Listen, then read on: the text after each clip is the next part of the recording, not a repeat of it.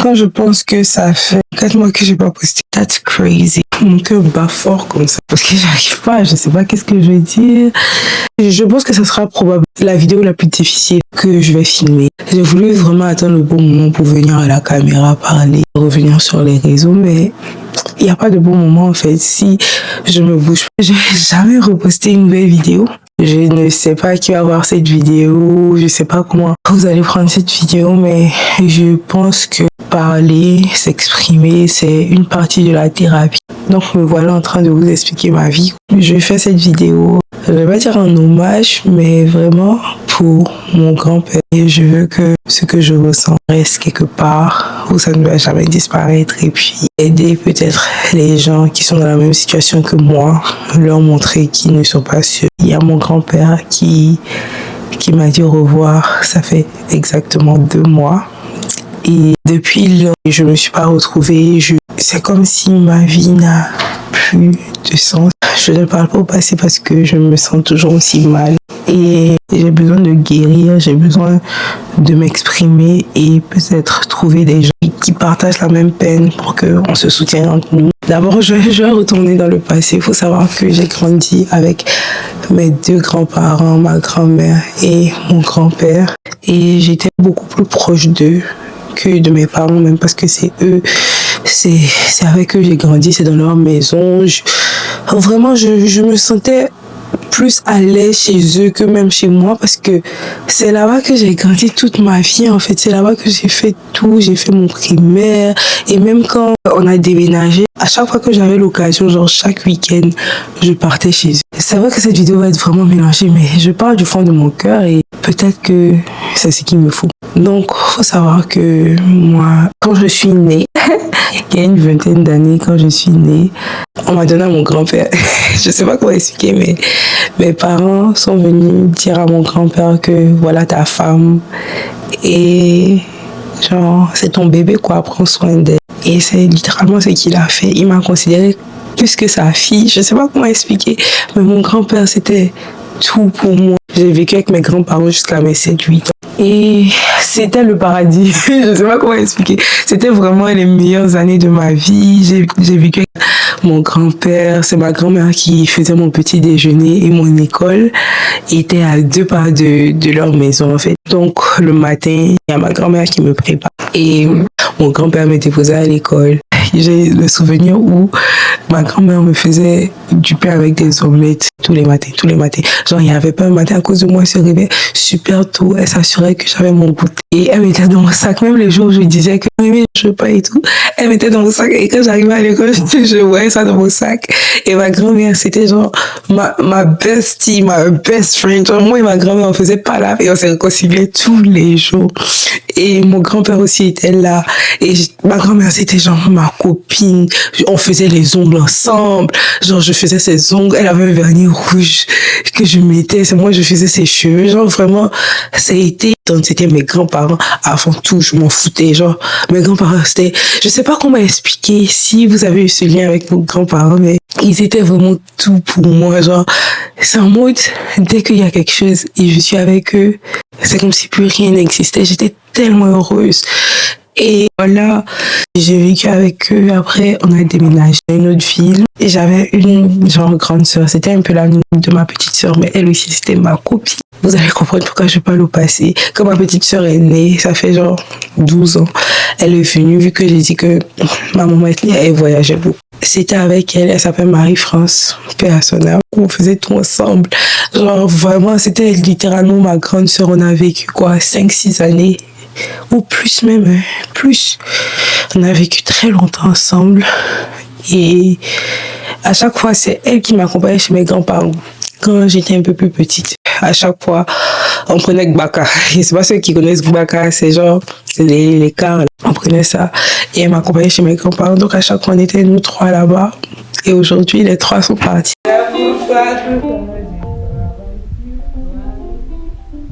Moi, je suis ma grande copine.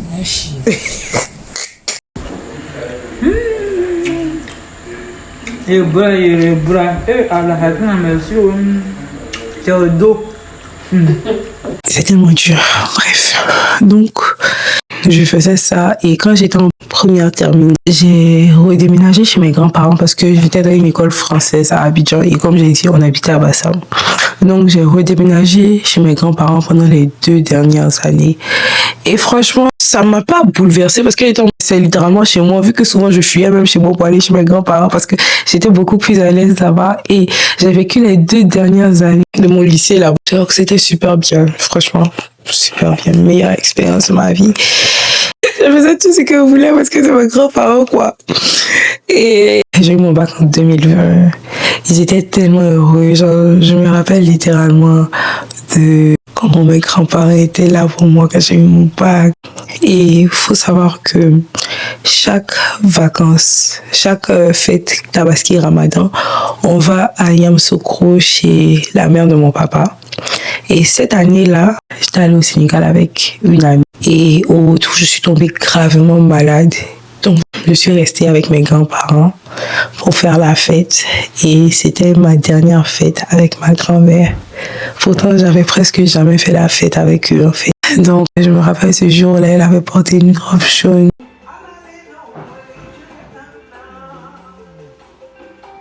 Et j'étais tellement contente d'être avec elle. J'étais malade, right? Et mon grand-père m'emmenait, j'avais même pas lu, mon grand-père m'emmenait à l'hôpital tous les jours pour faire la piqûre. Je sais même plus si je suis repartie chez moi ou pas, mais je sais que j'avais fait un long moment avec ma grand-mère et tout. Et quelques mois après, voilà, ma grand-mère m'a dit, viens s'il te plaît faire mes cheveux, tout ça. Et je pense que j'étais retournée à Bassam et je venais, mais à chaque fois j'avais la flemme de faire ses cheveux parce que d'habitude c'est moi je faisais ça maintenant, ses cheveux et ses ongles, je coupais ses ongles, je mettais son vernis, je la nattais. Mais Ah, mais tu n'es pas banane, mais n'a pas de pied, comment tu mais tu dis au cas acheter, moi je suis fâchée. Donc une fois j'ai dit, ah mais viens on va faire tes cheveux. Donc on a fait ses cheveux, on a causé, j'ai mis son vernis rouge. Ma grand-mère c'est quelqu'un qui était tellement coquette. Genre, c'est d'elle j'ai appris à me maquiller. Est-ce que vous savez que mes premiers maquillages, c'est les maquillages de ma grand-mère que j'utilisais en fait. Mes premiers maquillages. Parce que ma maman c'est quelqu'un qui n'aime pas se maquiller, mais ma grand-mère elle avait des maquillages, elle avait des vernis. Donc tout ce qui est genre vernis, bijoux, maquillage et tout. C'était chez elle. Elle avait genre une manette que ma tante lui avait donnée, je crois. Et il y avait tout son maquillage et j'apprenais à me maquiller avec son maquillage. That's crazy. J'ai fait ses cheveux, j'ai mis son vernis et tout. Et la semaine, je pense la semaine qui a suivi, ma grand-mère est partie. Et quand elle était à l'hôpital, elle m'a dit, Sakina, tu vas beaucoup me manquer parce que je devais partir, je devais venir aux États-Unis. C'était en 2021. Je devais venir aux États-Unis après. Elle a dit, tu vas beaucoup me manquer. Et j'avais même pas fait mes papiers parce que j'avais un problème. Bref, j'avais un problème qui m'empêchait de venir parce que je devais venir ici beaucoup plus tôt. Mais j'avais un souci qui faisait que je pouvais pas venir en ce moment-là. Donc, rien n'était sûr que j'allais venir. Et elle a dit, Sakina, tu vas beaucoup me manquer. Et j'ai dit, mais je serai toujours là avec toi. En fait, quand je pense, ça m'aide à me remémorer parce que je revis les événements. Je lui ai dit, mais je serai toujours avec toi. Tu sais que je suis ta copine, je vais t'appeler. Je vais toujours t'envoyer des trucs. C'est la dernière fois que je l'ai vue. Et quelques mois après, je suis venue aux États-Unis. Et je me sentais seule parce qu'il n'y avait plus ma grand-mère. Et genre, j'étais tellement proche d'elle. C'était ma mère, en fait. Donc, je sais même pas si je vais poster. Je suis trop vulnérable pour poster cette vidéo. Mais j'ai envie de garder ça. Je sais pas pourquoi, mais j'ai envie de garder ces souvenirs de là. Parce que c'est pas sûr que dans 10, 20 ans, mes souvenirs seront autant frais. Donc, voilà, ça c'était il y a 5 ans. Hein. C'était il y a 5 ans que j'ai perdu ma grand-mère. Et pendant ces 5 ans, je l'ai jamais oublié, je continue à pleurer, je continue à prier. Et ça m'a traumatisée, quoi. Ça m'a traumatisée. C'était la première personne que j'étais autant proche d'elle qui est partie. Ma grand-mère, elle me donnait des conseils. Genre, c'était vraiment, vous voyez les relations mère-fille. Moi, c'était grand-mère, petite-fille. Ma grand-mère, c'était la personne la plus gentille que j'ai jamais connue du monde. Jamais. C'est la personne la plus gentille du monde entier. Il n'y a même pas tous ceux qui la connaissent peuvent témoigner. Donc, voilà. Quand elle est décédée, j'étais encore à Abidjan. Et je dormais à sa place avec mon grand-père. Donc c'est moi qui dormais avec mon grand-père à la place de ma grand-mère. Mon grand-père, tout le monde sait. Franchement, ça, j'ai même pas besoin de dire. Tout le monde sait que mon grand-père, c'est mon bestie, c'est mon mari, voilà, mon grand-père, c'est tout. Genre, quand je vous dis mes grands-parents, je faisais tout dans ma vie à cause de mes grands-parents. Et my biggest fear, genre, ma plus grande peur dans la vie, c'était de les perdre. Donc, quand ma grand-mère est décédée, j'étais là pour mon grand-père, il était là pour moi, on dormait ensemble, on faisait tout ensemble, genre vraiment. Et je partais dans quelques mois aux États-Unis, donc je voulais profiter à fond avec mon grand-père. Et j'ai profité à fond, sincèrement. Hey, qu'est-ce qu'il y a? Il n'y a rien.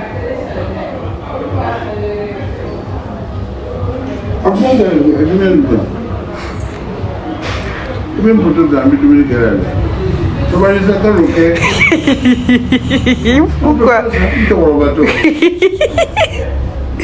Pourquoi? Pardon, il est mieux comme moi là. Tu vas faire ça?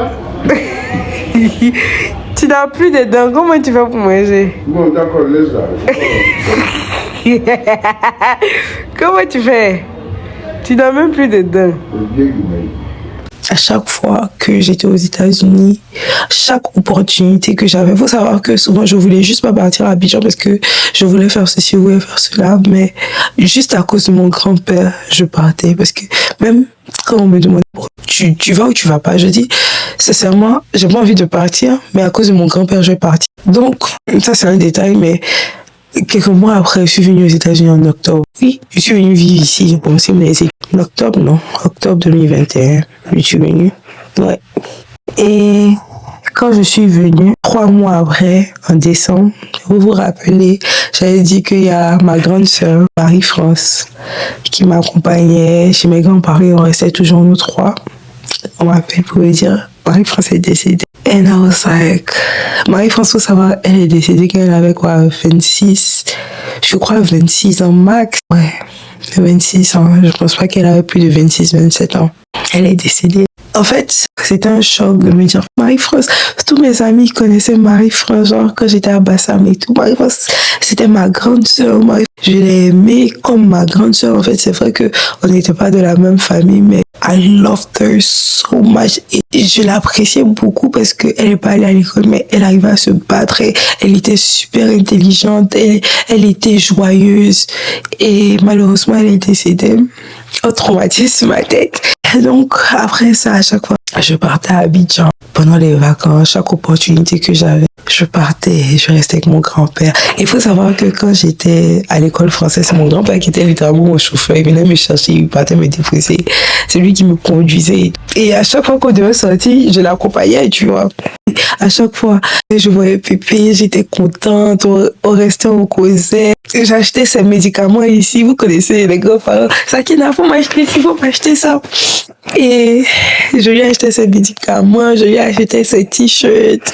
C'est vrai que c'est des petits détails, quand vous avez dit bof, mais c'est des trucs qui sont tellement restés avec moi. Et mon grand-père, il me donnait tellement de conseils, genre, à chaque fois quand je m'intéressais à la religion et tout, quand j'avais des questions, c'est lui qui m'apprenait. C'était vraiment une personne bien. Mon grand-père, c'était une personne bien, qui m'a aimé et que j'ai aimé beaucoup. Purée, est-ce que je vais pouvoir finir cette vidéo?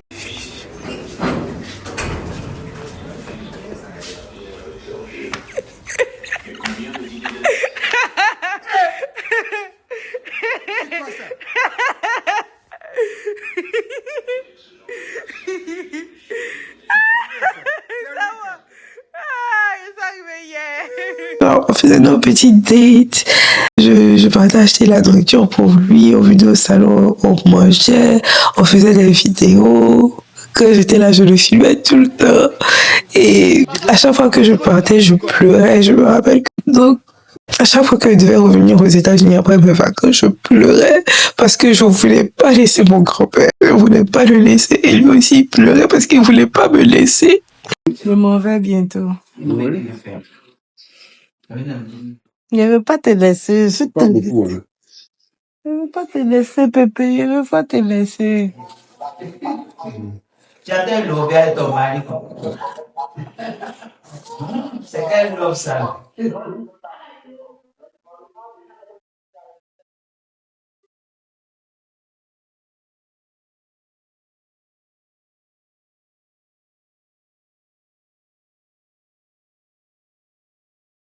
Et une fois, j'ai dit, Pépé, tu viens pas m'accompagner à l'aéroport.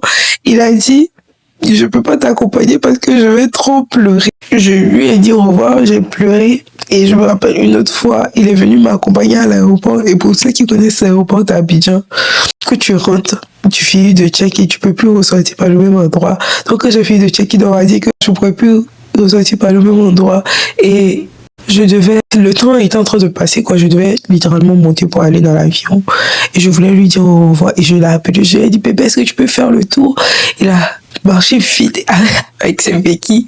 Et moi, il faut me voir courir, ouais, comme dans les films où il y a deux amoureux qui doivent se voir et puis cool, là. Genre, Pépé, il faisait vite mourir de l'autre côté pour qu'elle puisse lui dire au revoir. Et moi, je courais pour aller à l'autre porte, par derrière, parce que c'est par là-bas qu'il pourrait sortir. Et je lui ai dit au revoir, on a pleuré. À chaque fois, c'était comme ça, en fait. Parce que il était comme mon père, c'était mon papa, c'était mon meilleur ami, c'était mon mari. Tout le monde savait que c'était mon mari. Et quand il dit mon mari, c'est en mode, ça a toujours été comme ça. On a toujours dit ta femme. Et puis, c'est comme il m'appelait ma femme, ma chérie. Et je l'ai aimé d'un amour conditionnel. Et ça va jamais changer, en fait. Ça va jamais changer. Et la dernière fois que j'étais allée à Abidjan, c'était quand? Je suis revenue en janvier de cette année. J'étais allée pour le mariage le matin, je suis revenue en janvier. C'est là que je vous ai fait le vlog, je pense. Je sais même plus si j'avais fait sortir un vlog ou pas, mais je pense que oui, j'avais fait sortir un vlog. Et le dernier vlog que j'ai fait.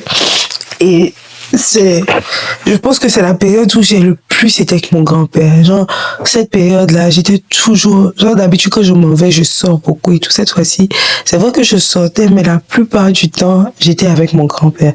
Tout le temps, j'étais avec mon grand-père. Je me réveille le matin, j'habite pas là-bas, hein. J'habite à genre 25 minutes en voiture. Tous les jours, mon pied était là-bas, en fait. C'était pas mon souci, en fait. Je faisais tout de là-bas. Voilà, quoi. Donc, j'étais avec lui. Et quand je partais, parce qu'à chaque fois que je pars pas directement de chez moi, je vais avec mes affaires en zone 4 le matin, je passe la journée. Et quand il est l'heure de partir à l'aéroport, je quitte là-bas. Et je partais, je lui ai dit au revoir. On s'est dit au revoir, right? Il était à la voiture, il a dit attends. Il a couru pour venir me faire un gros tout comme ça. Il est venu me faire un câlin. J'ai dit mais Pépé, pourquoi tu sors encore? Tu sais qu'on va pleurer et puis tu sors encore pour venir me dire au revoir.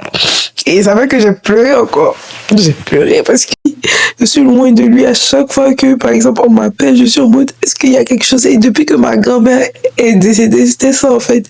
J'avais ma plus grande peur, c'était qu'on m'appelle et puis on me dise que mon grand-père a quelque chose, que je suis pas là. Donc, quand, par exemple, j'étais là, bizarrement, j'étais là, mon père m'appelle, ma mère m'appelle, ma tante m'appelle, et par exemple, je suis occupée, je vois pas. Et quand je vois les appels en absence, je les rappelle pas d'abord. J'appelle mon grand-père pour savoir s'il va bien. D'abord, avant de rappeler tous ceux qui m'ont appelé, parce que c'était ma priorité. C'était genre, si mon grand-père est bien, moi je suis bien. Genre, j'ai qu'à avoir 1 million de problèmes dans ce monde. Tant que mon grand-père va bien, c'est pas mon problème en fait. Genre, C'est ça, tu dis, tu connais au putain. Voilà. t'as dit quoi? Je dis, oh, tu connais au putain. Mon esprit n'était plus là. Mon esprit était juste avec mon grand-père. Et quand je l'appelais, il me disait, tu me manques, je veux te voir, tout ça.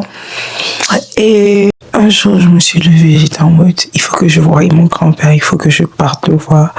Et si je vais pas, je vais regretter. Quelque chose me disait juste, tu vois. C'est ça que c'est Dieu, il a fait une vidéo avec ma maman, il m'a dit, j'ai envie de te voir un tout petit peu. Et je lui ai dit, Pépé, je te promets, je vais venir et tout. Et quelques temps après, il faut que je parte. J'ai tout claqué, j'ai toutes mes responsabilités. J'étais en mode, fuck it, je m'en vais voir mon grand-père. Je m'en fous.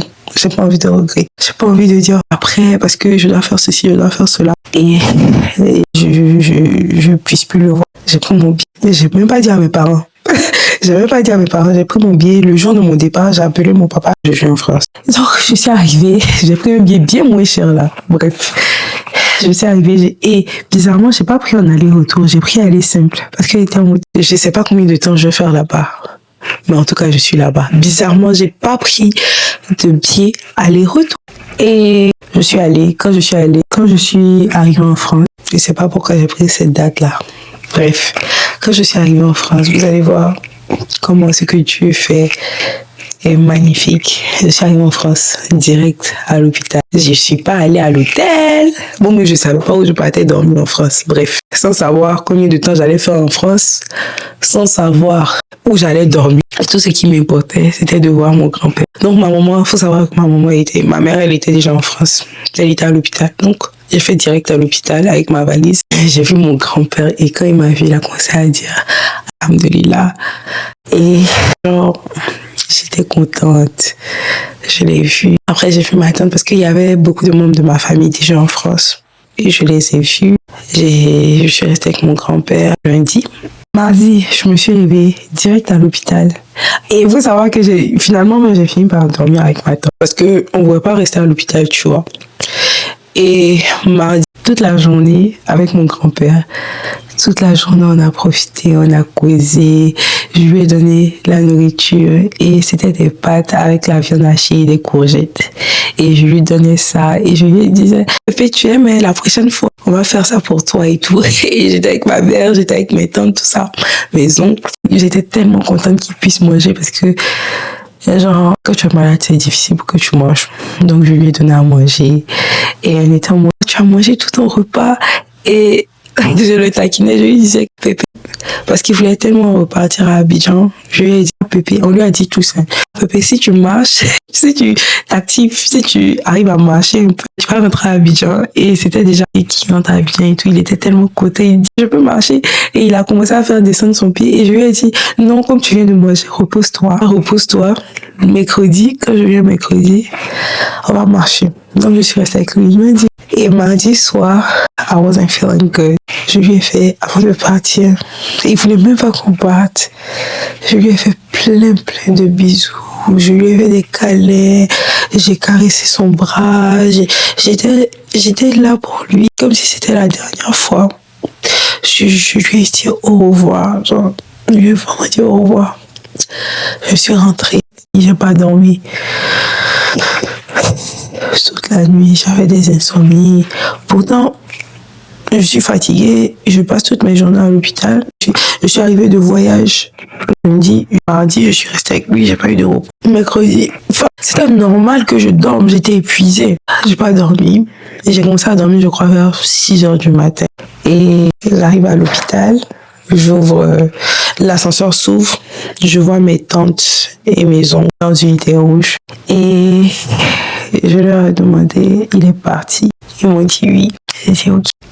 J'étais sous le choc. C'est vrai que, on va dire, je sentais que ça allait arriver et tout, c'est vrai. Je sentais. Comme toute chose, hein, j'ai senti pour ma grand-mère, j'ai senti quand tu es proche d'une personne, j'étais traumatisée.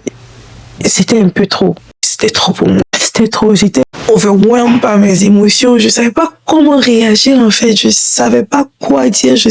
Donc, pendant les 5 premières minutes, j'ai pas pleuré un moment. J'éclate en sanglots. J'ai pleuré à l'hôpital toute la journée. Et ma copine, Ennis, qui est venue. Je vais jamais oublier ça. Elle a tout plaqué. Elle avait des choses à faire. Elle a tout plaqué pour venir me voir. Et je serai toujours reconnaissante pour ça. Elle est venue passer la journée avec moi. Et c'est vrai que je pleurais, mais les premiers jours, pour vous dire, après on est allé manger, mais les premiers jours étaient plus faciles que ce qui a suivi. Parce que c'est comme si j'arrivais pas à pleurer, j'avais trop d'émotions, j'arrivais pas à me rendre compte, c'était trop pour moi. Et le lendemain, on est juste parti à Abidjan. Et j'ai fait 1 semaine de plus et je suis revenue. Mais c'est dur, pendant ça fait 2 mois, hier ça faisait 2 mois. Et je devais faire cette vidéo hier parce que je me suis dit, ok, donne-toi du temps. Mais après, reviens sur les réseaux. Mais je ne pourrais pas revenir comme si de rien n'était. Je ne peux pas revenir et puis fake comme si tout va bien. Souvent, vous n'allez pas me voir. Parce que I need to heal. Et c'est comme si je suis détruite, en fait. Genre, je sais pas comment dire. Ma caméra est en train de vraiment chauffer. Ça fait que s'éteint chaque 2 secondes. Je vais juste essayer de finir la vidéo et puis voilà. Pour ne pas que ça s'éteigne encore parce que ça commence à me fatiguer.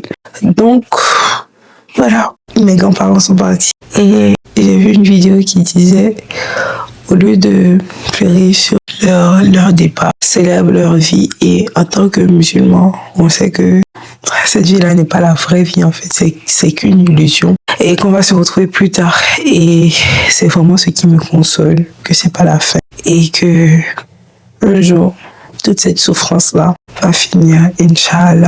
Et qu'Allah nous donne la force de surmonter ça, moi et ma famille, parce que c'est très très dur.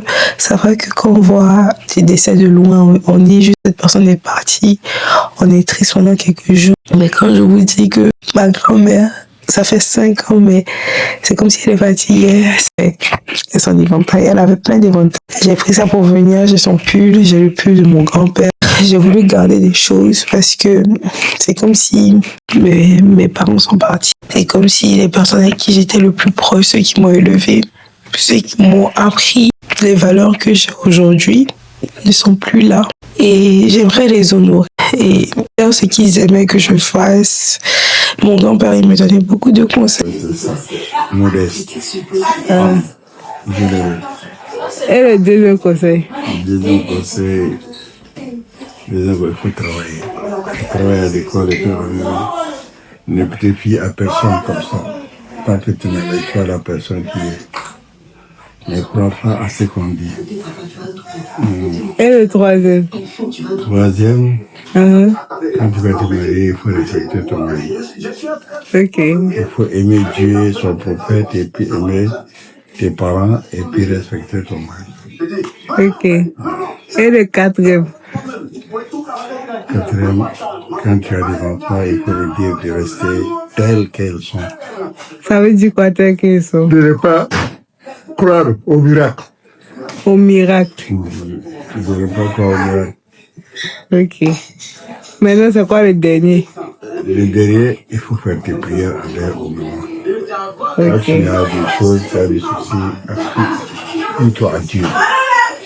D'accord.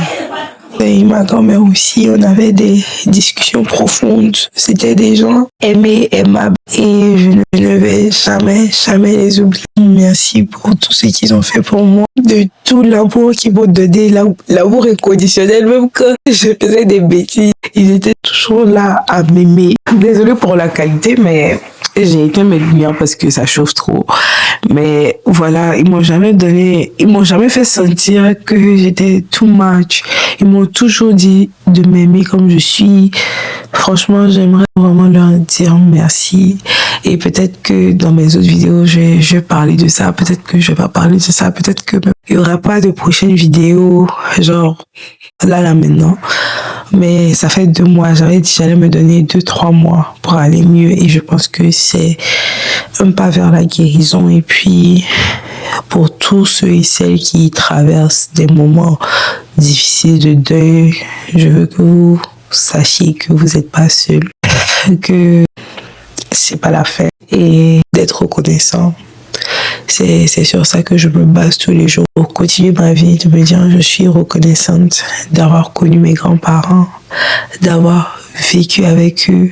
Et en tant qu'adulte, genre j'étais pas bébé, tout ça, j'étais un grown adult, de les avoir connus, d'avoir fait des trucs pour eux. Je me rappelle, avant c'est mon grand-père qui me conduisait, et une fois à Abidjan, je l'ai conduit. Il était tellement ému parce qu'il se disait, waouh, genre, tu étais petit, je te conduisais, aujourd'hui c'est toi qui me conduis.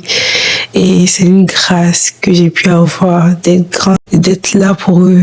Et vraiment, je suis vraiment reconnaissante. C'est vrai que je suis blessée, j'ai mal, mais je suis reconnaissante que Dieu m'ait donné cette opportunité-là à moi, à mes petits frères, à mes cousins, d'avoir connu ces gens exceptionnels.